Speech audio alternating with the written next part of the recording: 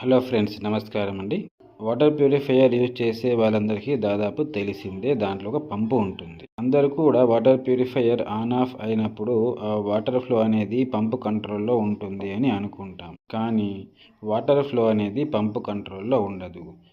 Water purifier on ఉన్నా of ఉన్నా దాని గుండా వాటర్ ఎప్పుడూ ఫ్లో అవుతూనే ఉంటుంది. కాబట్టి వాటర్ ప్యూరిఫైయర్లో ఒక ట్యాప్ లాంటి డివైస్ లేకపోతే అది దాని గుండా వాటర్ ఎప్పుడు ప్రవహిస్తూనే ఉంటుంది. మనకు రిజెక్ట్ వాటర్ పోయే పైపులోంచి వాటర్ ఎప్పుడూ పోతూనే ఉంటుంది. ఈ సోలెనాయిడ్ వాల్వ్ అనేది ట్యాప్ లాగా పనిచేస్తుంది. వాటర్ ప్యూరిఫైయర్ ఆన్ అయినప్పుడు అది ఇక్కడ చూసినట్టు కిందికి వెళ్ళిపోతుంది. కిందికి వెళ్ళిపోవడం వలన వాటర్ ఫ్లో అవ్వడానికి ఛాన్స్ ఇస్తుంది. ఒకవేళ ఆఫ్ అయినప్పుడు ఈ బయటికి వచ్చేస్తుంది. ఇక్కడ చూపించినట్టు బయటికి వచ్చేయడం వలన వాటర్ ఫ్లో అనేది ఆగిపోతుంది.